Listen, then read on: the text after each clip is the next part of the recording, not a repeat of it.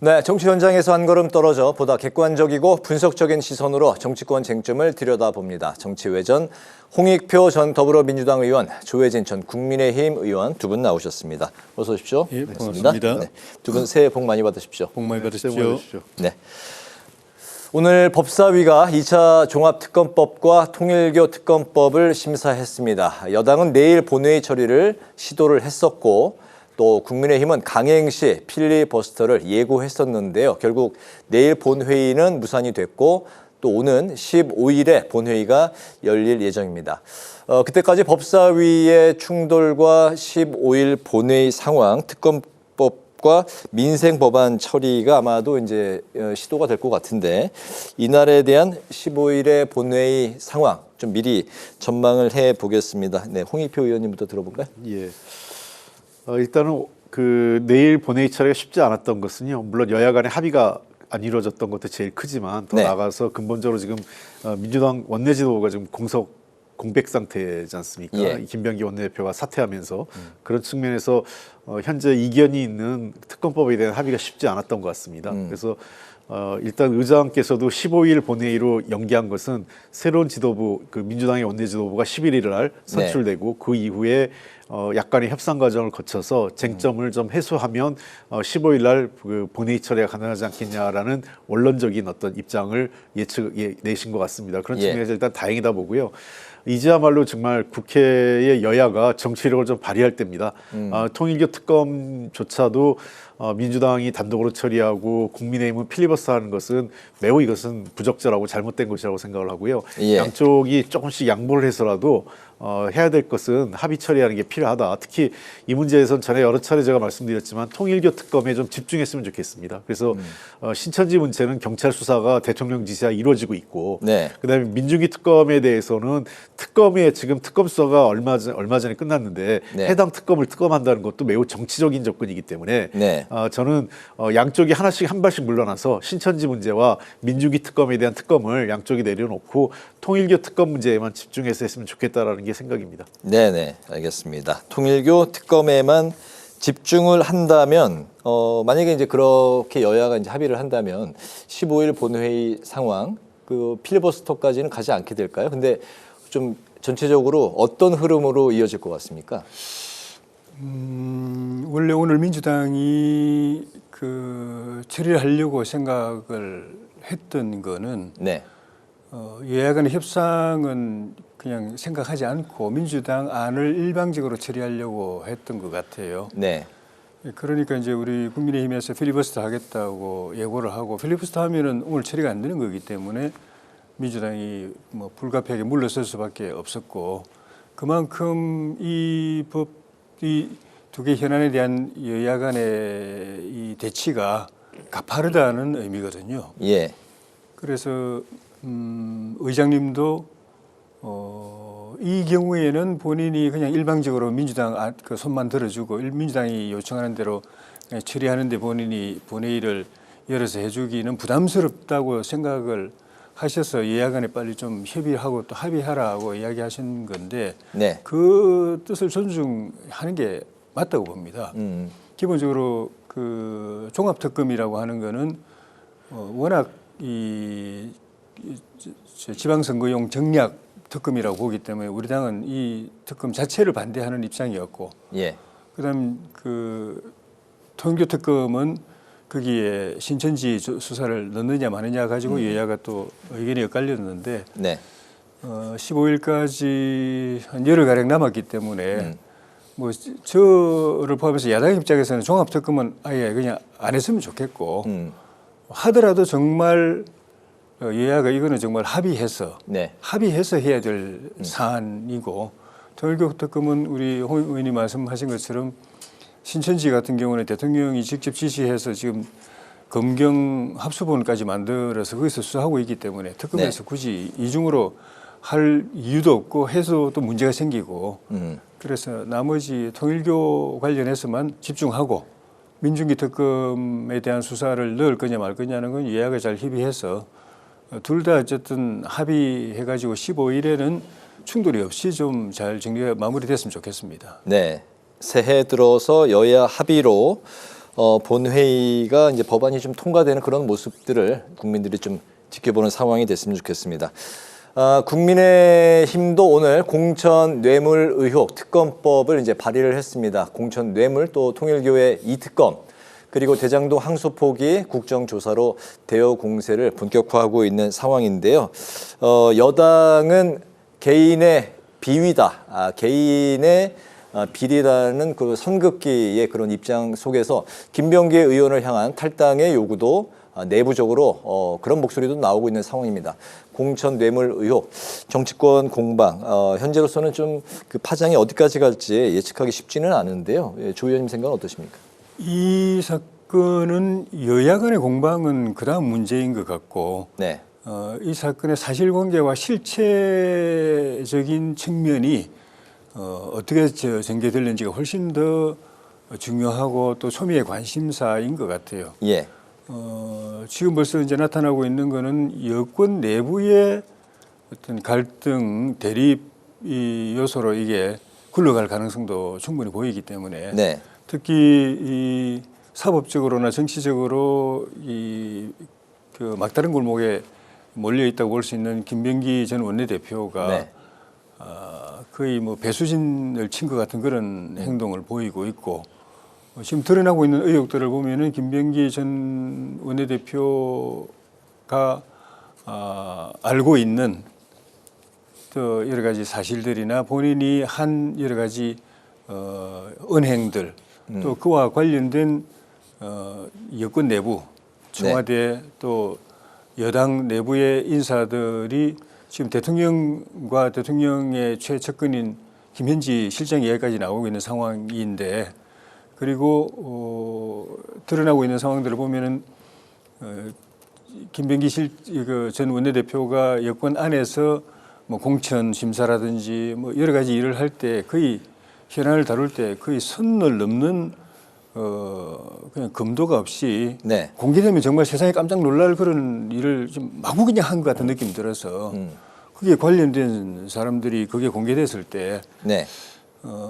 굉장한 정치적 타격을 입을 수도 있는 사안으로 지금 그 흘러가는 느낌이 들어서 이것이 어떻게 흘러가느냐가 이제 그 뭐 정부 범여권 안에 사실은 굉장히 좀 초미의 관심사인 것 같고 네. 국민이나 우리 야당 입장에서 볼 때는 불거진 사건에 대한 사법적 법적 처리가 중요한데 이미 고소고발도 돼 있어가지고 예. 경찰이 고발인 조사도 하고 있는 상황이니까 근데 이거는 전형적으로 경찰이 수사할 수 없고 특검이 해야 될 사안이거든요. 김병기 전 원내대표부터 해가지고 관련된 분들이 여권의 집권 세력 안에 최고위 권력자들이기 때문에 경찰이 그 객관적으로 수사하기 어렵다는 게 명확 관화하고 또 김병기 의원 혼자만의 문제가 아니라 여러 사람들이 지금 얽혀 있는 거기 때문에 이건 특검을 통해서 규명하고 그다음에 뭐 정치적인 공방은 그 이후에 해도 늦지 않고 우리 야당 입장에서 볼 때는 이런 처음 말씀드린 것처럼 빨리 사법적으로 정리해야 된다. 또 특검을 해야 된다. 라는 주장을 할 수밖에 없는 그런 사안이 됐습니다. 네, 알겠습니다. 이번 그 사건에 대해서는 여야 공방은 일단 차치하고 실체부터 밝히는 게 본질이다 말씀을 하셨는데 많은 언론들이 1억이 어디로 갔느냐와 그리고 김병기 강선호 의원이 당시 만난 다음 날 김경시 의원이 단수로 공천받은 이 두 가지가 지금 뭐 밝혀내는 게 이 사건의 본질이다 이렇게 많이 이야기들 하는데요. 예, 어떻게 보십니까? 네, 맞습니다. 그래서 지금 현재 특검 얘기로 가는 건 너무 시기상조고요. 네. 왜냐하면 특검을 가려면 또 한 달 이상 걸립니다. 아무것도 못 하고요. 지금 당장 급하게 그리고 이게 사안이 그렇게 복잡하지 않거든요. 예. 1억에 대한 녹취록이 있고 그 당시 정황 주고받은 사람들에 대한 뭐 사실 실제로 주고받았는지를 확인하면 되거든요. 대상자들은 한정돼 있기 때문에 네. 이 사람들을 빨리 불러서 조사해서 경찰이 관련된 수사를 좀 마무리해서 1억의 실체가 오고 갔는지 실체적으로 오고 갔는지를 확인하는 것 그리고 그 다음 날 그 서울시 공천관리위원회에서 김경식 의원 그 당시 후보자가 단수 공천되는 과정이 그럼 어떻게 이루어진지 지금 약간 드러난 것은 그 당시에 적극적으로 당초 강선 의원이 자기가 제척돼서 발언하지 않았다고 했는데 사실관계가 아닌 것으로 드러나고 있지 않습니까? 네. 다 본인이 직접적으로 단수 공천을 요청했고 공관위원들을 설득한 걸로 지금 나오고 있기 때문에 예. 그 당내 아마 자료가 있는 것 같습니다. 우리 민주당 내. 그래서 그런 것들을 통해서 실체를 밝힌다면 누가 이 김경 그 후보자에 대한 공천 과정에서 주도적으로 개입했고 연관성이 있는지가 좀 밝혀질 것 같고요. 그다음에 두 번째 우리가 고려해야 될 것은 지금 이제 김병기 의원에 대한 이제 문제인데 예. 김병기 의원이 그 당내에서는 좀 탈당해야 된다 어떤다 하는데 저는 탈당은 약간 좀 책임지지 않는 행동 같아요. 왜냐하면 지금 과거에 이런 문제가 생겼을 때 그 탈당하고 나면 꼬리자르기란 비판을 그 네. 언론이나 야당에서 했지 않습니까? 그러다 보니까 이제 당에서는 다급하게 탈당하고 나면 사후에 제명 처리를 했었습니다. 예. 네. 이춘석 의원 케이스가 그랬고 얼마 전에 강선호 강선호 의원. 케이스도 그랬고 그래서 저는 그렇게 하는 게 아니라 결국은 당이 지금 책임지지 않겠다는 의미도 보여요. 제가 보기에는 그러니까 윤리심판원을 통해서 합당한 이 내용을 조사해서 합당한 그 결과를 하면 될 거라고 생각을 합니다. 그러니까 그 국민 눈높이를 감안해서 어느 수준의 징계를 해야 되고 그렇게 해야 되는지에 대해서 윤리심판원의 판단과 지도부의 책임 있는 결정이 뒷받침돼야 되는 것이 그 공당의 책임 있는 거지. 일단 김병기 의원 그 자진 탈당으로 순간에 어떤 논란을 회피하고 모면하자 그게 선당후사로 저렇게 도배돼서는 안 된다고 생각합니다. 네, 알겠습니다. 어쨌든 선당 후사의 목소리도 점차 높아지고 있는 그런 상황이고 김병기 전 원내대표 자신은 제명이 당하는 한이 있더라도 자진 탈당은 하지 않겠다 이런. 아니 왜 그러냐면요. 이게 김병기 의원이 탈당하면 바로 제명할 거예요. 네. 그러니까 저는 그게 그 제명을 하더라도 당이 제명을 해야 된다고 저는 보는 겁니다. 아니면 윤리심판원이 지금 당장은 제명할 근거가 없다면 출당을 윤리심판원이 결정할 수 있거든요. 출당을 하고 그렇게 결정하는 게 맞는 거지. 일단은 본인이 개인적으로 하고 이후에 당 지도부를 따라가는 형태로 징계하는 것은 모양새가 그렇게 좋은 건 아니다고 봅니다. 알겠습니다. 민주당 또 여러 가지 지금 이제 곤혹스러운 상황이 나오고 있는데요. 오는 이르면 19일로 지금 이해운 기획예산처 장관 후보자의 인사청문회가 전망이 되고 있는데 굉장한 격돌이 예상이 되고 있습니다. 이미 이제 많이 알려진 바와 같이 갑질과 부동산 또 부모 찬스 의혹에 대해서 해당 후보자는 정면 돌파 의지를 이제 보이고 있는 그런 상황이기 때문에 19일 한 열흘 정도, 10일 정도 남은 상황인데 인사청문회 역시 좀 전망을 들어보겠습니다. 지금 지명되고 나서 거의 매일 이제 새로운 의혹들이 나오고 있는 상황이어서 네. 청문회까지 근 보름 가까이 남았거든요. 열흘 조금 더 남았거든요. 네. 그러니까 지금까지 상황을 보면은 그때쯤 됐을 때 국민의힘에서 통상 이런 상황이 되면은 청문회 자체를 거부하는 입장으로 많이 갔었거든요. 예. 그래서 청문회가 정상적으로 이제 진행될 수 있을까 하는 것도 변수고, 청문회를 하고 난 뒤에 또 청문 보고서 채택 때 그게 또 여야가 합의될 수 있을까. 그리고 지금까지 나온 의혹들 만약에 또 앞으로 또 유사한 의혹들이 또 나온다고 가정하면은. 네. 법적으로 해야 대통령이 그냥 임명해도 문제는 없지만은 정치적 부담이 상당히 클 것이기 때문에 그런 거를 무릅쓰고 대통령이 임명을 강행할 수 있을지 또 임명을 했을 때 당초에 기대했던 그런 내각에서 네. 그런 역할을 해낼 수 있을지 그런 고민거리가 임명한 대통령이나 정부 여당 입장에서 볼 때는 당청의 입장에서 볼 때는 고민거리가 많을 것 같고 이후에는 또 어떤 의혹이 나오느냐도 문제지만은 당청이 지금부터 고민을 해서 어떤 결론으로 수렴해 갈지 네. 그걸 지켜봐야 뭐 19일 청문회가 진행될지 또 그게 뭐 끝에 어떻게 될는지를 알 수 있을 그런 상황 같습니다. 네. 19일로 예상이 되고 있는데 청문회 자체가 열릴 그런 상황도 현재로서는 불투명하다고 봐야 됩니까? 어떻습니까? 뭐 현재까지 그 대통령실의 입장이나 또는 네. 민주당 지도부의 어떤 여러 가지 관련 발언들을 종합해 보면 청문회까지는 가겠다는 입장인 것 같습니다. 예. 아직 현재까지의 논란을만으로 청문회까지 안 갈 수는 없다. 이게 그 대통령 인사권 존중 차원에서 당의 입장이다 이렇게 보기 때문에 예. 아직까지 인사청문회 자체가 무산된다고 보진 않는데요. 그럼에도 불구하고 아마 당 안팎의 부담은 좀 상당히 높아지는 것 같습니다. 왜냐하면 최근에 아까 앞서 질문에서도 당이 지금 민주당이 김병기 의원이나 강성원 네네. 등등으로 해서 여러 가지 이 논란에 휩싸이면서 당이 어려움이 빠진 것도 적극적으로 이해운 후보자를 방어하기가 쉽지 않은 그런 어떤 상황적인 요소도 작용을 하고 있는 것 같고요. 예. 두 번째 지금 그 이해운 의원과 후보자와 관련된 내용들이 당초 제일 우려했던 사실 내란 관련된 입장은 그렇게 중요하지 않은 걸로 돼 있습니다. 꼭 거꾸로 본인이 입장을 확실히 사과하고 관계를 끊음으로 인해서 그 문제는 한 일단락 됐다 이렇게 보이는데 네. 지금 새롭게 제기되는 문제가 결국은 이제 그 도덕성 문제, 이 도덕성 문제가 크게 내용 보면 아까 얘기한 대로 부하 직원들에 대한 갑질, 네. 그다음에 국회의원으로서의 특권 문제, 그다음에 이 각종 재산 증식 과정에서의 어떤 부동산 투기나 내부 정보를 이용했다 하는 문제, 예. 그다음에 증여 문제까지도 나오고 자식들의 있네요. 네. 증여세를 어떻게 했는지 하는 문제, 그리고 또 어제 오늘 또 불거진 것은 입시와 관련돼서 아빠 찬스, 엄마 찬스를 쓴 거 아니냐, 네. 이런 논란까지 지금 계속 불거지고 있기 때문에 이 도덕성 문제를 하나하나 본인이 잘 소명하고 해명할 필요가 있지 않나 생각을 합니다. 저 민주당이 좀 경계해야 될 것은 야당 시절에 제기했던 문제 의식을 통상적으로 여야가요 늘 그 여야가 바뀌고 나면 야당 시절에 제기했던 문제는 또 언제 그랬냐는 듯이 여당이 되면 잊어버리는 경우가 종종 있는데 네. 그것이 도리어 정치적 어떤 그 국민들에게 정치적 무관심이나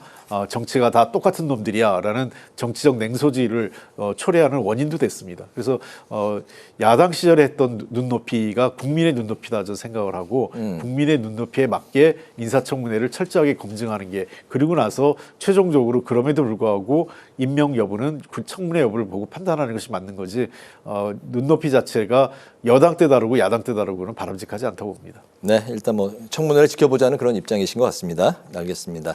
지금 이틀 동안의 청문회 이야기도 나오고 있는데 19일 청문회로 예상되고 있는 이 날도 굉장히 관심을 모으고 있습니다. 역시 이제 지켜봐야 될 것 같고요. 장동혁 대표가 오늘 쇄신안을 발표했습니다. 쇄신안에 어떤 내용을 담을지도 초미의 관심사였는데 당초 계엄에 대한 사과는 들어가 있지 않을 것으로 좀 전망이 돼 있었는데 오늘 뚜껑을 열어보니까 계엄에 대해서 이제 사과를 했습니다. 잘못된 것이었고 국민께 사과한다 이런 입장 발표를 했습니다. 더불어서 당명에 대한 개정, 보수 통합, 또 당심 비율 조정 등이 주요 키워드로 오늘 그 내용이 담겨져 있었습니다. 당내 상황이니까 쇄신안 발표 어떻게 보셨는지 먼저 들어볼까요? 우리 당을 바라보는 국민들의 따가운 시선, 그게 또 반영된 여론 이런 것들 감안하고 네. 이 현재 당 체제로 지방선거를 치르면은 희망이 없다. 그래 되면은 당 지도부가 책임을 지고 물러나야 되는 상황이 올 수 있다. 그것도 그거지만은 이 야당이 야당 역할을 못하게 되면은 정권의 일방 독주로 나라가 굉장히 나쁜 쪽으로 갈 수가 있다라는 점 때문에 국민의 신뢰를 회복하기 위해서 우리 당이 변화돼야 되고 네. 과거의 잘못과 단절해야 되고 또 당내에서 화합하고 또 범야권, 범보수 진영 통합을 이뤄내야 된다. 이런 인식은 장 대표가 일찍부터 저는 하고 있었다고 봅니다. 그런데 이제 여러 가지 제약 요건 때문에 그걸 행동으로 옮기는데 쉽지 않은 측면이 있어가지고 어떻게 보면 또 주저하는 것처럼 보일 때도 있고 머뭇거리는 것처럼 보일 때도 있고 해서 일각에서는 과연 그럴 생각이 있는 것이냐, 진정성이 있는 것이냐라고 이제 의구심을 나타내기도 할 상황이었는데 그런 걸 감안하면 오늘 이 기자회견 내용은 본인이 파악하고 있는 이런 전국 인식을 정확하게 한번 다시 보여주고 어쨌든 당은 국민 눈높이에 맞춰 가야 되고 쇄신해야 되고 그래가지고 그 민심을 얻어야 네. 지방선거를 해볼 수 있다. 그런 방향으로 가야 된다라고 하는 그런 이제 그 시국 인식, 전국 인식을 이제 보여줬다고 봅니다. 그런데 우리 당이 안고 있는 문제가 워낙 좀 뿌리가 깊기 때문에 이거를 지방선거 앞두고 이렇게 쇄신하려면은 빨리 단기간에 획기적으로 해야 되는데 네. 또 그에 비하면은 조금 오늘 톤이 좀 만족스럽지 못했다라고 보는 시각도 당 안팎에 있는 것 같아요. 네. 그런데 또 현실은 장 대표나 지도부 입장에서 볼 때는 그렇게 확 바꿨을 때 올 또 다른 부작용과 혼란도 분명히 또 있거든요. 네. 그거를 지도부가 컨트롤해 갈 수 있느냐 하는 것도 변수도 또 있기 때문에 이 얘기에서 방향이 다시 또 턴하지만 않는다면은 이 방향으로 계속 가고 또 새로운 실천 방안을 내놓고 또 그걸 실행으로 옮기고 하면은 네. 저는 앞으로 지방선거 때까지 당의 진로에 대해서는 조금 낙관해도 괜찮을 것 같습니다. 네. 다만 이제 윤리 구성 문제라든지 이런 몇몇 사안들에 대해서 조금 또 오늘 기자회견 취지하고 다른 모습들이 보이니까 네. 또 진정성에 의구심을 보이는 또 이 시각도 있고 한데 어쨌든 오늘 보여준 그런 당 쇄신 통합의 기조와 방향을 견고하게 그대로 쭉 밀고 나가고 좀 더 이제 속도를 내주는 것이 네. 필요하다고 봅니다. 네, 계엄에 대한 사과는 들어가 있었지만 전반적으로 그 톤에 좀 아쉬움이 좀 있었다는 그 당내 기류도 있었던 것 같아요. 글쎄요, 이게 사과일까요? 저는 사과로 보이지 않았습니다. 아, 그렇습니까? 그 당시 상황에 따른 잘못된 수단이라고 비상계엄과 내란을 잘못된 수단이라고 얘기했어요. 이건 매우 부적절한 표현입니다. 그러니까 당시 국민들이 느꼈던 충격, 우리 헌정 질서에 대한 위협, 그리고 국내외적 어떤 평가, 그리고 헌법재판소와 지금 여러 가지 그 법원에서 이루어지고 있는 수사기관에서 그 헌법재판소의 판결, 그 다음에 수사기관의 수사 결과 등을 봤을 때 이것을 당시 상황에 그 부합하지 않는 잘못된 수단이라고 얘기하는 것 자체가 저는 사과라고 생각되지 않고 네. 이게 저의 평가뿐만 아니라 보수 진영에 있던 조갑재 선생이라든지 또는 그 국민의힘의 김재섭 의원 같은 경우는 네. 전혀 진정성도 없고 국민들에게 납득할 수 없는 수준이라고 아주 그 혹독하게 비판을 하고 있어요. 그리고 더군다나 장동혁 대표가 그 핵심 또 포인트를 맞추고 있는 거는 당시 여당이 책임 있게 행동 못했다는 건데 결국은 국민의힘 여당이었던 국민의힘 잘못이고 국민의힘의 당시 지도부 그 당 대표 누구였냐면 한동훈 대표였거든요. 거꾸로 사과라는 틀을 쓴 형태로 해서 이후에 이뤄질 윤리를 통한 한동훈 대표에 대한 정치적 책임을 묻기 위한 밑자락을 깐 것에 불과한 것 아니냐. 좀 혹독하게 평가하면 네. 그렇게밖에 보이지 않는 전혀 사과 아닌 사과. 그다음에 이 한동훈 대표를 겨냥한 사과인 것 아니냐. 한동훈 대표를 겨냥한 사실상 사과의 외피를 쓴 모양새로밖에 평가할 수 없다 이렇게 보입니다. 네, 알겠습니다. 굉장히 좀 그 비판의 날을 세우셔서 이제 말씀을 해 주셨습니다. 어쨌든 이제 평가가 이제 많이 갈리고 있는 그런 상황인데요. 민주당 상황을 보면 오는 11일, 그러니까 일요일이 되겠네요. 일요일에 큰 이벤트가 열리게 되겠습니다. 최고위원 그리고 이제 원내대표 선출을 하게 되는데 바로 이 상황에 따라서 당내 구도가 많이 변화가 있을 것 같습니다. 최고위원 선거는 유동철 후보 사퇴로 2대2 명청으로 불리는 그런 이제 구도가 됐고 원내대표 선거는 아직 뚜렷하게 치고 나가는 그런 후보가 없이 혼전 양상을 띠고 있습니다. 정청래 대표의 재신임 투표 성격이 짙다는 평가를 받고 있는 이번 보선. 네. 먼저 들어볼까요? 글쎄 이게 참 예측하기 어려운 구조인 것 같습니다. 예. 다만 어쨌든 이게 그 뭐 친명, 친청 이렇게 명청 대결로 보긴 좀 그렇고요. 지금 다 이재명 대통령과 이재명 정부의 성공을 위해서 함께 하는데 그 과정에서 정청래 대표와 함께 갈 거냐 아니면 정청래 대표에 대한 견제를 할 거냐 이것으로 좀 갈리는 것 같아요. 네. 아마 이 결과에 따라서 아마 어떤 형태든 2대1이 될 것 같은데 최고위원 3명 중에 2대1이 될 거고 또 원내대표가 어떤 그 성향의 사람이 될 거냐 하는데 원내대표는 제가 보기에는 뚜렷하게 어떤 정치적성에 강한 사람이 있는 것 같지는 않아요. 네 분 다 그다지 그 뚜렷하게 친명도 아니고 뚜렷하게 그 정청래 대표에 대해서 뭐 견제 또는 뭐 정청래 대표한테 무조건 따라갈 것처럼 보이지 않는 모양새이기 때문에 네. 이번 구도 자체는 원내대표는 다분히 약간 중립적인 누가 되든 간에 중립적인 성격 인물이 될 것 같고 다만 최고위원 선거 결과가 어떤 형태로 2대1이 되느냐에 따라서 다소간에 만약에 정청래 대표에게 유리한 2대1이라면 자연스럽게 정청래 체제에 힘이 좀 실릴 거고 네. 반대의 경우라면 아무래도 최고위원회에서 정청래 대표가 어떤 입장을 관철시키는 과정에서 다소 조금 삐거덕거리는 소리가 좀 커지지 않을까 생각합니다. 예, 원내대표 어떤 후보 뭐 예측은 여쭤보지 않겠습니다. 넉 달 전에도 같은 질문 드렸는데 가장 어렵다고 말씀을 해주셨고 권리당원 20% 그리고 당내 의원 80% 이런 비율로 예, 그렇습니다. 선출이 되는 거죠. 예, 어떻습니까? 권력이란 거는 굉장히 위험한 물건이라 가지고 특히 정치가 제대로 작동하지 않는 그 나라 네. 또는 정당, 정치 조직 안에서는 그 더 위험도가 큽니다.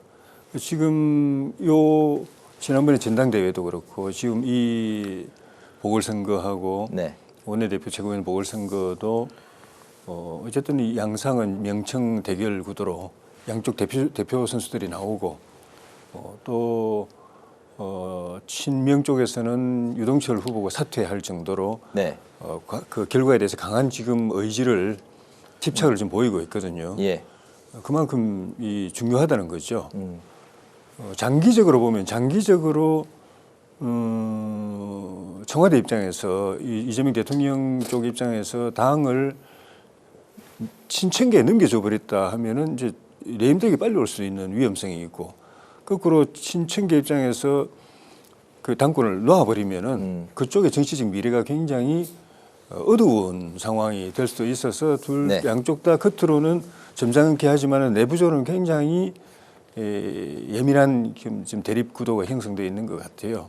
제가 즉 권력이 좀 위험하다고 한 거는 우리 당의 경험이 네.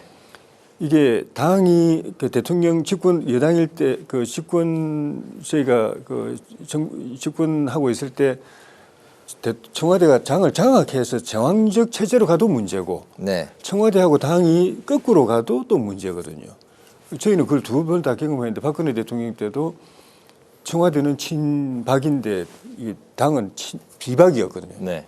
거기 결국 끝은 거기서부터 충돌이 시작돼 가지고 나중에 결국 탄핵으로 끝나버렸고 윤석열 대통령 때도 뭐 대통령실은 친윤인데 당은 이준석 대표 체제 그 갈등이 끊임없이 축출하고 이러다가 결국 끝은 또 탄핵으로 가버렸고 네. 그만큼 어려운 거기 때문에 그래서 뭐 저희 당이 아니라서 그냥 저희는 지켜보는 입장일 뿐이지만은 굉장히 좀 위태한 요소들이 조금 잉태돼 가고 있다는 그런 느낌이 들고 뭐 제일 좋은 거는 정치력을 발휘해서 어느 체제로 가든 국민들이 걱정 안 할 상황으로 가도록 하는 것이 중요한 것이고 네. 야당의 입장에서 볼 때는 어느 지도부가 들어서든 간에 친청이 되든 친명이 되든 좀 야당을 좀 인정하고 소통하고 네.